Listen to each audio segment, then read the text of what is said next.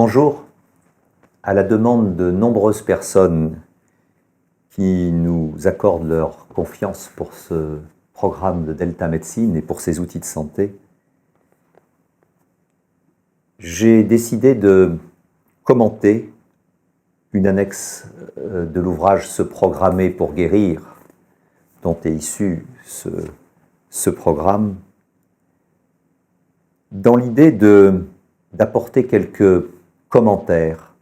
Au-delà des 5 outils de santé, il y a des conseils de santé que je qualifie de périphériques. Des conseils de santé au quotidien, des conseils de santé au-delà des neurosciences, au-delà de la technologie, au-delà des découvertes, mais pas au-delà du bon sens. Et c'est vraiment cela, cette annexe sur les 10 conseils pratiques de santé, des conseils de bon sens, extrêmement précieux, extrêmement efficaces, extrêmement importants. J'écris, lisez-les avec attention et appliquez-les avec soin. Il ne s'agit plus de techniques ou d'outils de santé, mais simplement de conseils pratiques et de bon sens, qui, parfois, peuvent avoir une action clé sur tous vos processus de guérison. Il serait stupide, non éthique et orgueilleux de penser qu'avec ces 5 outils de santé qui ont meublé 35 ans de ma vie, je donne une réponse globale au bien-être ou à l'accompagnement thérapeutique. Il existe des conseils du quotidien tout aussi importants. En numéro 1, j'aurais peut-être pu mettre numéro 3 ou 4, parce que ce n'est pas le premier et le plus essentiel, mais quand même, renoncer, entre parenthèses, provisoirement, à tout alcool. Presque totalement à tout ce qui peut être apéritif ou alcool lourd, c'est-à-dire au-dessus de 15 degrés, en gardant en tête, tant que vous n'êtes pas sous un traitement médical lourd qui interdise tout alcool, que un verre de vin de Bordeaux de bonne qualité, j'insiste, ça a peut-être un prix, mais de bonne qualité, un verre de vin de Bordeaux rouge à chaque repas, c'est-à-dire midi et soir, au milieu du repas, jamais en apéritif, eh bien, c'est bon pour la santé. Il ne s'agit plus d'une boisson, mais d'une nourriture de santé, et cela est très différent. Respectez cette règle absolue pendant au minimum 6 mois, et c'est très important. Si vous fumez, ne vous arrêtez certainement pas de fumer d'un seul coup. Vous déséquilibreriez beaucoup de schémas nerveux ou hormonaux en vous, mais immédiatement diminuez très progressivement la consommation de tabac. Vous pouvez très efficacement reprogrammer votre appétence pour le tabac grâce à la respiration et à l'imagerie mentale guidée. Voyez un nettoyage de vos poumons dès que vous avez envie de fumer, dès que vous avez une envie irrésistible de fumer. Appliquez dans l'outil numéro 1 la vidéo annexe qui décline l'outil de break stress, qui casse le stress. 2 minutes, faites cet outil, 4, 5, 6, 10 fois par jour. L'envie de fumer décline progressivement. C'est en remplacement d'une cigarette, cette respiration, elle génère un apport de sérotonine et vous ne subissez pas les désagréments, la pression de cette envie de fumer. En numéro 3, n'utilisez pas d'antimite, de bougies d'ambiance ou de parfum d'intérieur chimiques. J'entends par là bon marché.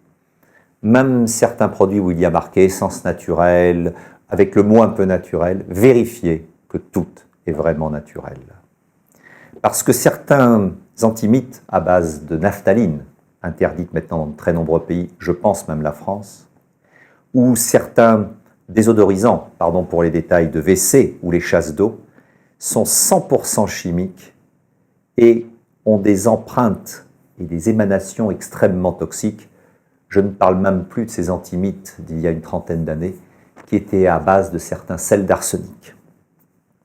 Pensez aux huiles essentielles, sans exagération, parce que même les huiles essentielles, en exagération, il y a une irritation des voies pulmonaires si les diffuseurs sont réglés trop fort et de façon trop permanente. Pour les dames, essentiellement, mesdames, ayez le courage, si vous êtes gravement malade de façon chronique, de supprimer les colorations pour cheveux, les déodorants chimiques et tous les plats de cuisine en aluminium. Ce sont des toxiques puissants. Les colorations de racines vont imprégner le cuir chevelu et répandre les parabènes, etc., etc. Même si maintenant on vous met en très gros sans parabènes, c'est déjà un progrès, mais il doit exister encore une bonne dizaine ou vingtaine de produits chimiques pour une coloration pour cheveux. Abstenez-vous de cela, s'il vous plaît, au moins pendant 1 an. Les déodorants, c'est pareil. Les antitranspirants, je n'en parle même pas à base d'aluminium.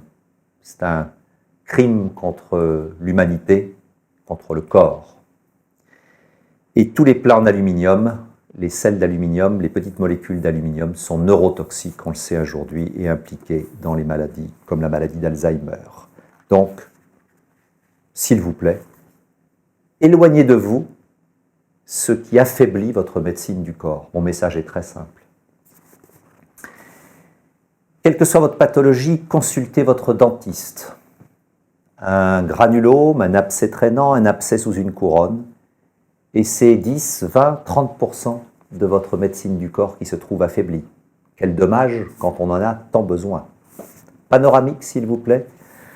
Un bon dentiste et un bon diagnostic. Si tout va bien, passez à l'étape suivante. De temps en temps, consultez un ostéopathe. Je n'ai pas un protectionnisme en tant que médecin particulier pour ces thérapeutes, mais maintenant cela est reconnu au niveau de la législation française. Il existe d'excellents thérapeutes, des médecins ostéopathes et des ostéopathes non médecins, mais de compétences tout à fait exceptionnelles. La maladie, l'annonce de la maladie, le quotidien, stress, comprime, bloque des structures internes, quelques gestes bien menés, quelques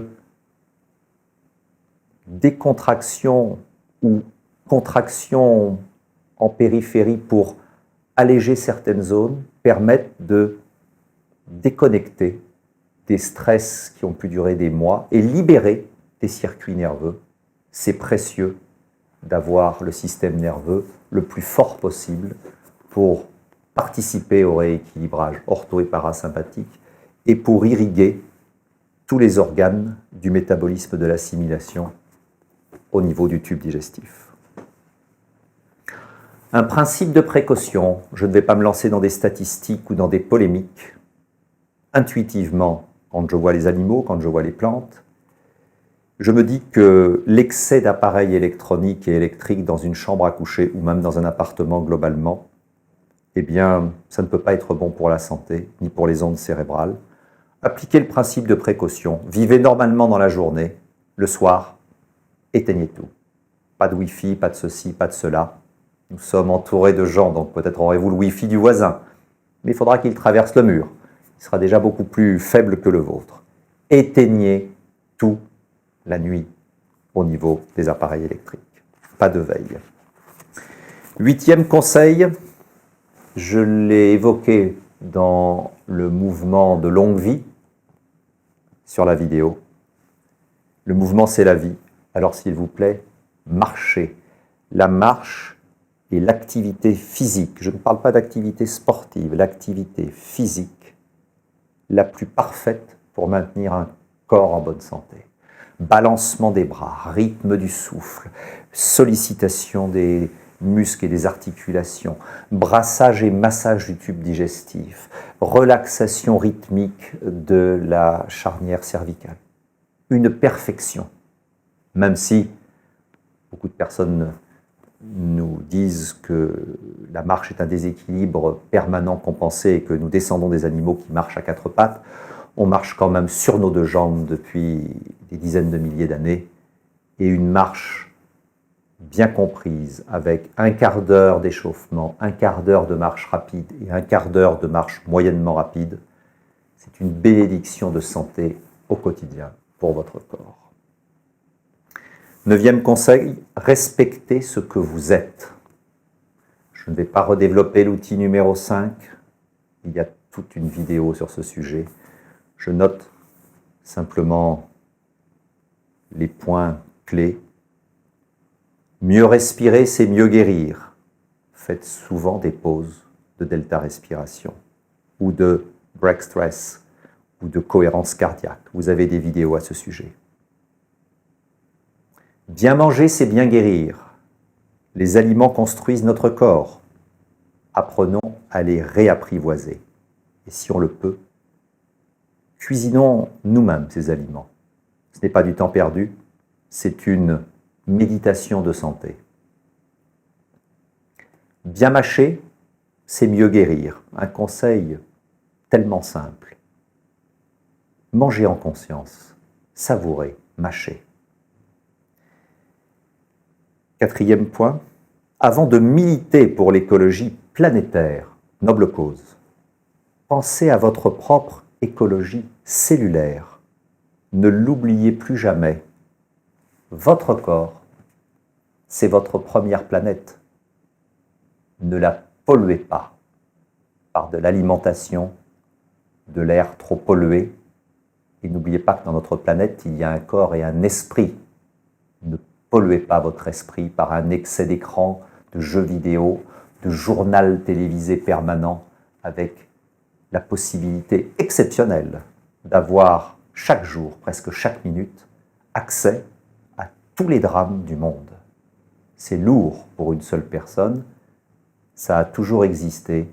Je me lis chaque soir d'intention dans mes prières aux gens qui souffrent sur cette planète, mais j'ai ma propre vie, et le spectacle de la souffrance permanent n'améliore pas ma capacité à pouvoir aider les autres. Au contraire, cela affaiblit mes propres énergies.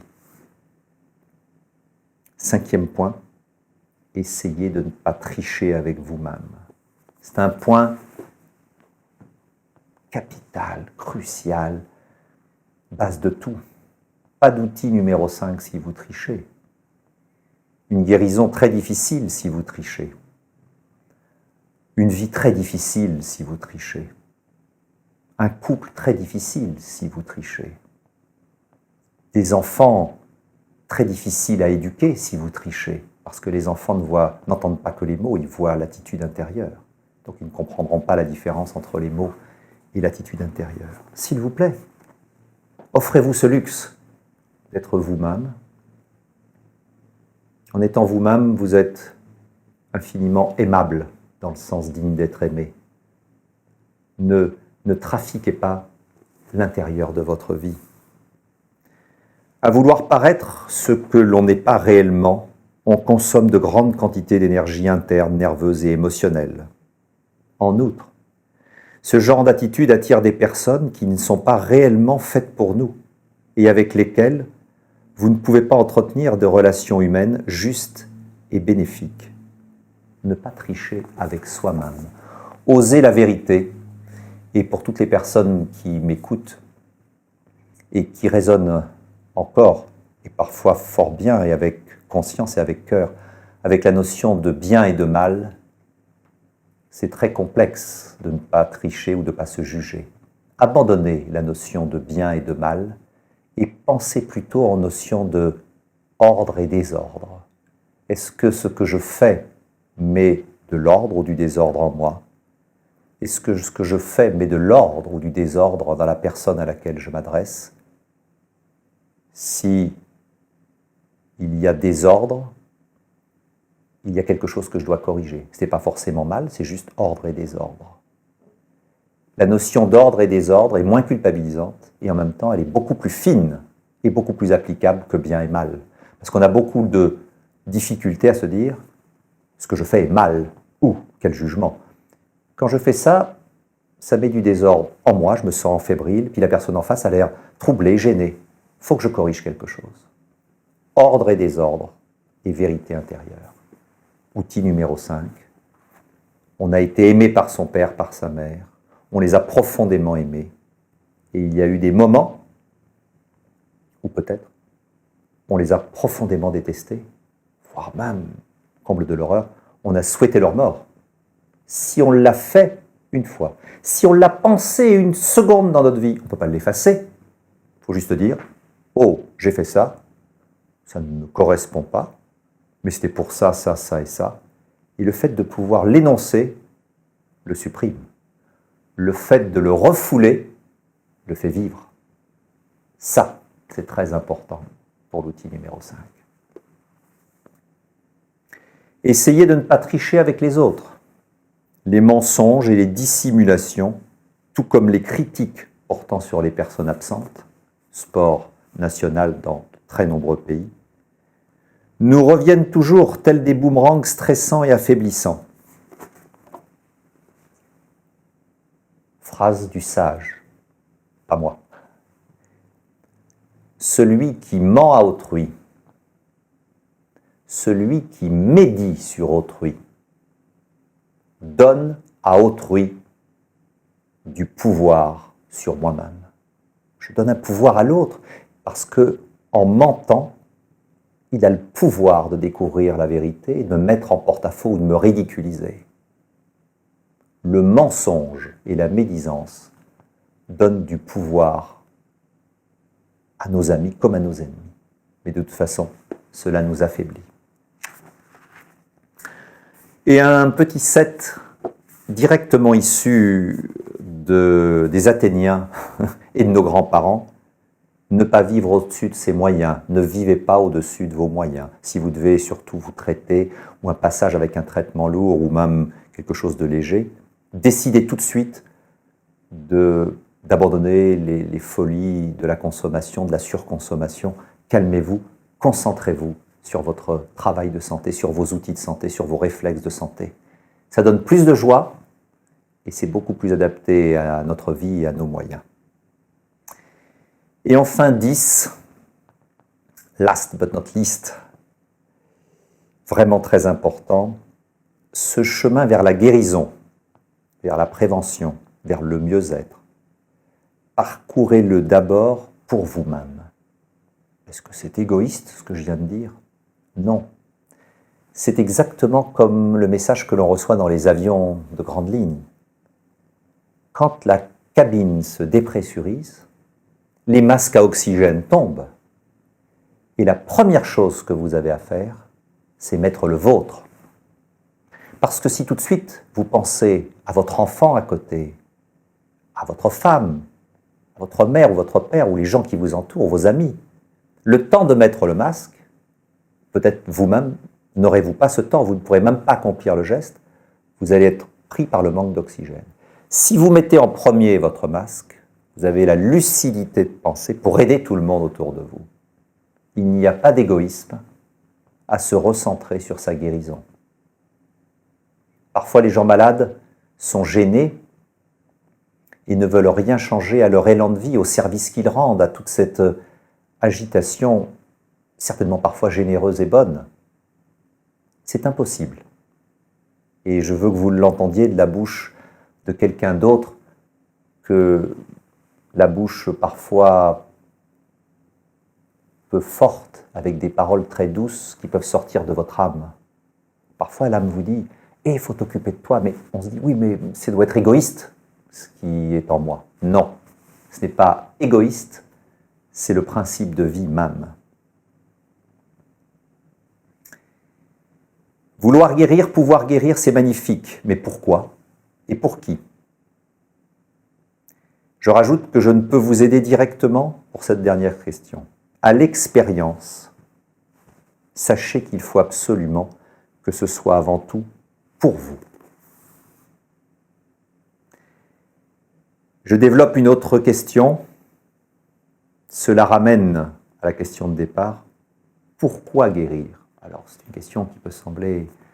C'est comme dans les contes ou les paraboles, quand quelqu'un est aveugle, on lui demande « Veux-tu retrouver la vue ?» Ça paraît une question incroyable.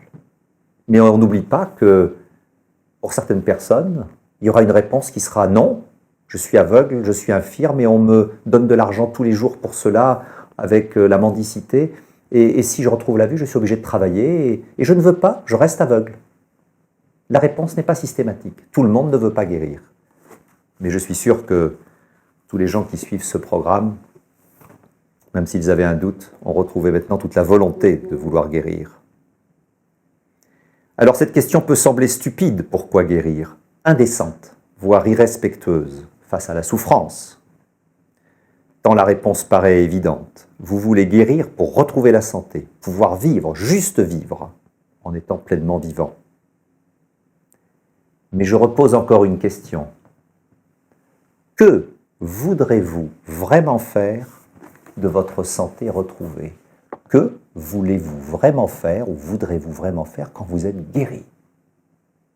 Si vous me répondez « Ah mais si j'étais guéri là à l'instant, eh bien je reprends ma vie, je raccompagne mes enfants à l'école, je peux sortir avec mon mari, j'ai mes amis. » Et si lorsque je vous pose cette question, vous me redécrivez exactement la même vie que vous venez de vivre, pardon d'être aussi direct, vous ne pouvez pas guérir. Parce que, parole de médecin, peut-être parole de médecin sage, toujours pas moi, on ne peut pas guérir une maladie en gardant le même état d'esprit que celui avec lequel on l'a créé. Ça veut dire que dans votre vécu, au niveau respiration, alimentation, stress mental, équilibre émotionnel, il y a quelque chose qui s'est accumulé, qui a affaibli votre système immunitaire, votre système hormonal, et la maladie s'est installée. Je parle de maladie chronique. N'oubliez pas que la maladie se construit, nous l'avons dit en début de programme, il faut la déconstruire. Même cause, mêmes effets. On ne peut pas déconstruire en ayant les mêmes gestes que pour construire. On ne peut pas déconstruire un Lego ou un mécano que l'on a vissé en vissant. Il faut dévisser. Si vous êtes tombé malade en vissant, vous ne pouvez pas guérir en vissant. Il faudra dévisser. Et ça, c'est très, très, très important. Qu'est-ce que vous allez faire de votre guérison? Et je recite la phrase, pardon, elle n'est pas exactement pareille, mais celle-ci c'est la vraie. On ne peut pas résoudre un problème en conservant l'état d'esprit qui l'a créé. Quelque chose doit changer en vous pour vous permettre de découvrir de nouvelles réponses, de nouvelles voies émotionnelles et relationnelles, de nouveaux espaces dans lesquels vous pourrez vous engager vers la guérison. C'est extrêmement important, c'est extrêmement structurant d'entendre et de répondre à ces questions. Alors, en conclusion, vous ne pouvez pas, et surtout vous ne devez pas tout changer. Vous ne devez pas changer toute votre vie, au contraire, surtout pas. Parce qu'à ce moment-là, vous allez souffrir, vous désocialiser, et de nouveau, stress, et vous allez quitter le chemin de la guérison.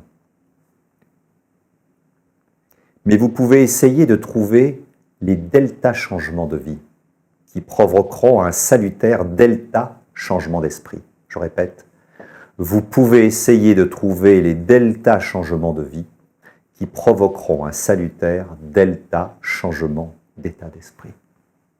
Et je rajoute, nous rajoutons, c'est suffisant.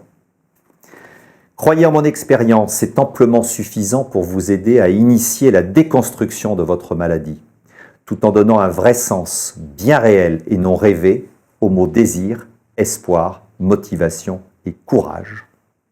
Des mots que vous pouvez faire vraiment exister en vous pour pouvoir ensuite les colorer d'une énergie très précieuse.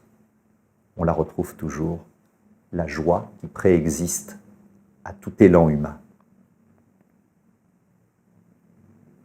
Si vous parvenez à vous voir guéri et à projeter cette certitude dans des projets de vie positifs pour vous, nourrissants, guérissants pour vous,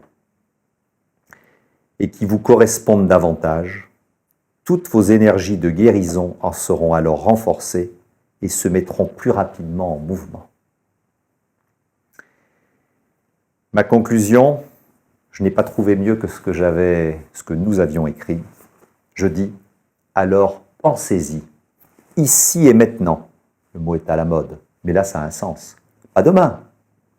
La maladie, elle travaille. C'est vous qui devez travailler dans l'autre sens pour déconstruire. Donc c'est tout de suite. Commencez à réfléchir à cette question fondamentale. Que vais-je faire de ma guérison? Y répondre avec simplicité et lucidité, c'est crier à la face du monde, de votre monde. Oui, je veux guérir. Quand vous y répondez, vous affirmez votre guérison. Y répondre avec simplicité et lucidité, c'est crier à la face du monde, de votre monde, oui, je veux guérir. Et votre inconscient, soulagé par votre nouvelle maturité, maintenant vous ne naviguez plus dans le vague, dans je vais guérir, mais qu'est-ce qui se passe après? Votre inconscient n'en sait rien, ça l'affole. Donc il déséquilibre vos émotions profondes et il renforce vos névroses. Oui, je veux guérir. Et votre inconscient, soulagé par votre nouvelle maturité, lui entendra, oui, je peux guérir. C'est ce que je vous souhaite de tout cœur.